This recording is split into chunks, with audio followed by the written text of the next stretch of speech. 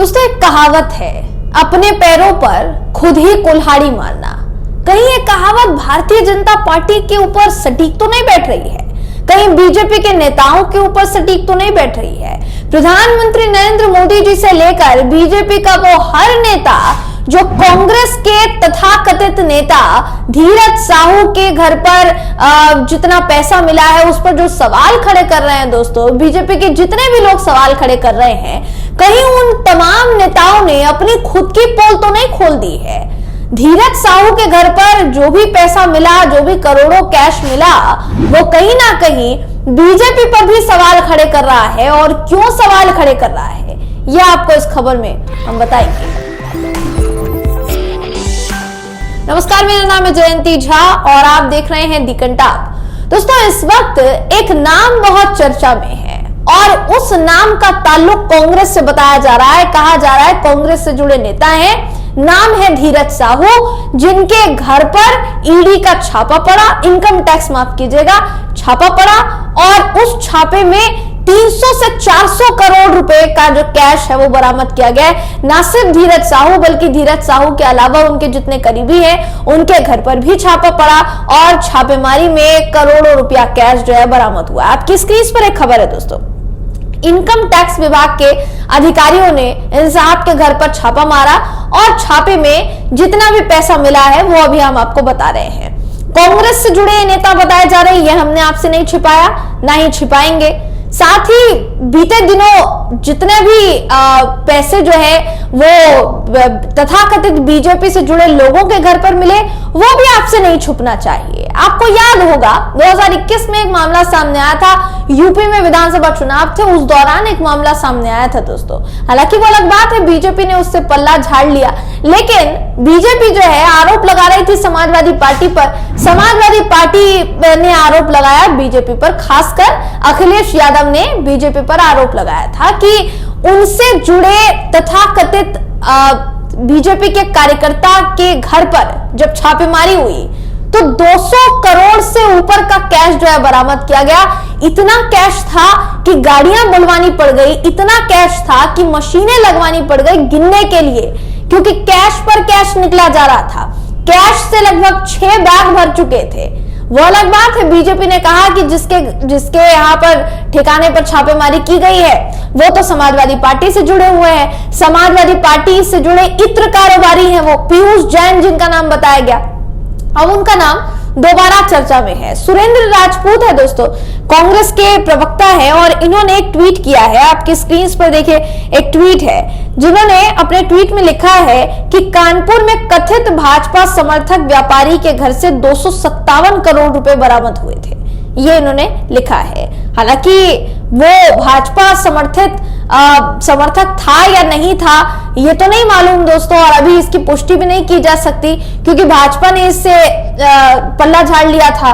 Samajwadi party ने भी कहा कि हमारा इससे कोई लेना देना नहीं है। अखिलेश यादव ने तो यहां तक कह दिया था कि अगर आपको पता लगाना है कि वो पीयूष जैन, जिसका नाम बताया जा रहा है समाजवादी पार्टी से जिसको जोड़ा जा रहा है, अगर आपको पता लगाना है कि वो शख्स जो है वो समाजवादी पार्टी से जुड़ा हुआ है या फिर भाजपा से, तो आप एक बार कॉल डिटेल निकलवा लीजिए, कॉल डिटेल निकलवा कर पता लगवा लीजिए ना किसका किससे नाता है। हम तो नहीं कहेंगे साफ सीधे तौर पर, आप कार्यवाही करवाइए, कार्यवाही में भाजपा का नाम निकलेगा निश्चित तौर पर कह रहे हैं। तो अखिलेश यादव ने ठोक बजाकर ये बात कही थी दोस्तों, उसके बाद तो मामला ही ठंडा पड़ गया।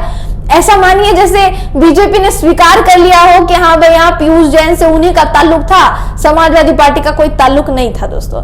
अभी अगर फिलहाल बात की जाए तो ये जो सवाल है ये खुद खड़ा किया है दोबारा अखिलेश यादव ने। धीरज साहू के घर पर जितना कैश मिला है उसको लेकर सवाल खड़ा किया है। अब इन सबके बीच एक और सवाल खड़ा होता है दोस्तों कि क्या बीजेपी की अब तक काला धन लाने की योजना, काला धन वापस लेकर आएंगे।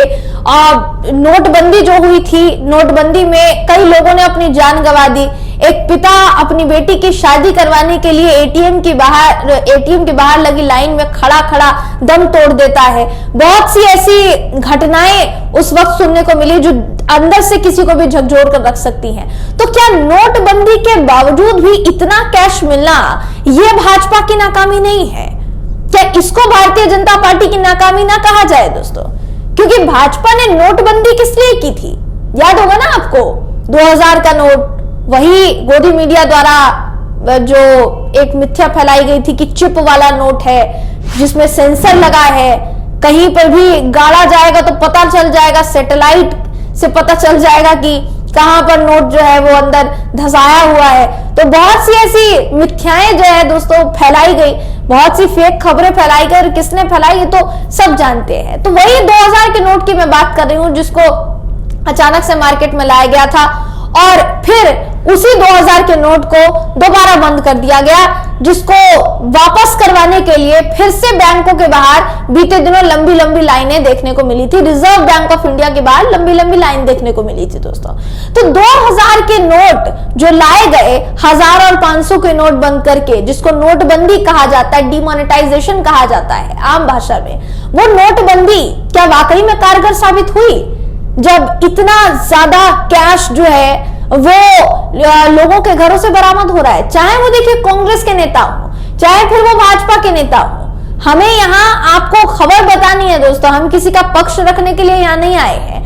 भाजपा समर्थक के घर से अगर कैश बरामद होता है, कथित भाजपा समर्थक के घर से, तो वो भी दिखाना आपको यह हमारा कर्तव्य है। वहीं दूसरी तरफ अगर कांग्रेस के किसी नेता के घर से इतना कैश बरामद होता है तो वो दिखाना भी हमारा कर्तव्य है। तो हम अपनी जो जिम्मेदारी है वो निभा रहे हैं दोस्तों। अभी अगर इस पूरे मामले की बात की जाए, धीरज साहू की अगर बात की जाए, तो धीरज साहू को लेकर एक ट्वीट किया है अखिलेश यादव ने। अखिलेश यादव लिखते हैं कि हाल में जो बेइंतहा नकदी बरामद हो रही है उससे भाजपा सरकार को नोटबंदी की नाकामी का स्मारक बनवा देना चाहिए और उसके नीचे देश की अर्थव्यवस्था को बर्बाद करने के लिए अपना माफीनामा भी लिख देना चाहिए। इसी बात पर सरकार ये भी बता दे कि कानपुर में उनके अपनों से पकड़ी गई सैकड़ों करोड़ की नकदी में आखिर में कितना वापस किया और क्यों। जाहिर सी बात है, देखिए इतना बड़ा सवाल आपने खड़ा किया समाजवादी पार्टी पर कि पीयूष जैन जिनको इत्र कारोबारी बताया गया और ठोक बजाकर कहा बीजेपी ने कि ये तो नेता है समाजवादी पार्टी के, समाजवादी पार्टी से जुड़े हुए नेता है, ठोक बजाकर दोस्तों ये बात कही बीजेपी ने। लेकिन बावजूद इसके वो सही साबित होता हुआ नजर क्यों नहीं आया? और सबसे बड़ी बात कि आपने उस मामले में क्या इंक्वायरी बिठाई, आपने उस मामले में क्या पता लगवाया, कुछ पता लगवाया या फिर ऐसे ही छोड़ दिया गया? अगर ऐसे ही छोड़ दिया तो क्यों छोड़ दिया भाई? आपने तो समाजवादी पार्टी पर आरोप लगाया था, लेकिन समाजवादी पार्टी जिसने उस पीयूष जैन को आपका कार्यकर्ता बताया या आपका समर्थक बताया, क्या वही तो वजह नहीं थी कि इस मामले को ठंडे बस्ते में डाल दिया गया? ऐसे तमाम ढेरों सवाल अभी इस वक्त खड़े हो रहे हैं दोस्तों। 400 करोड़ हो, 300 करोड़ हो, ये कैश किसका है? ये पैसा किसका है? ये जनता का पैसा है। कहां जाता है? ऐसे कारोबारियों के और ऐसे नेताओं की जेब में जाता है, चाहे वो किसी भी पार्टी का नेता हो। अगर लूट चल रही है तो आपको जिम्मेदारी लेनी पड़ेगी, आगे आकर जिम्मेदारी लेनी पड़ेगी कि भाई हाँ, जनता का पैसा आप चुरा रहे हैं और अपनी जेब और तिजोरियों में भर रहे हैं। और इस बात को स्वीकार करने में तो कोई गुरेज नहीं होना चाहिए ना, लेकिन गुरेज है दोस्तों। तो किसका है वो पैसा? 272 करोड़, 276 करोड़, 275 करोड़, वो जितना भी पीयूष जैन के ठिकाने से मिला था वो पैसा किसका था?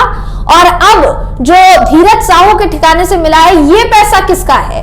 कांग्रेस को भी इसका जवाब देना चाहिए। हालांकि कांग्रेस की तरफ से भी पल्ला झाड़ लिया गया है और कहा गया है कि हमारा उस व्यक्ति से या उसके उन पैसों से हमारा कोई लेना देना नहीं है और उसके खिलाफ कार्यवाही करने की बात जो है कह दी गई है। फर्क सिर्फ इतना होता है दोस्तों कि बीजेपी से जुड़े जो लोग मिलते हैं या बीजेपी से जुड़ा जिनका कनेक्शन बीजेपी से बताया जाता है, अगर उनके ठिकानों से पैसा मिले तो कार्यवाही होगी या नहीं, इस पर संशय बरकरार रहता है। लेकिन धीरज साहू का कनेक्शन सीधे तौर पर अब क्योंकि कांग्रेस से बताया जा रहा है तो कार्यवाही होगी। हालांकि कांग्रेस को भी इससे कोई इनकार नहीं है।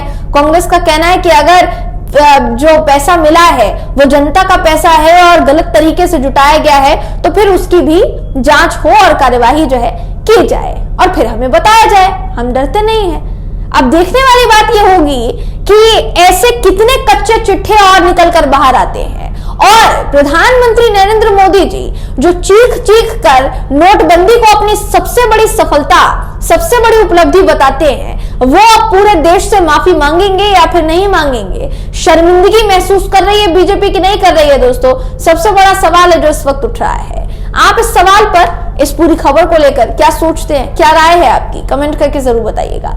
वीडियो अगर आपको पसंद आया हो तो वीडियो को लाइक कीजिए, शेयर कीजिए, चैनल को सब्सक्राइब करना बिल्कुल भी ना भूलें।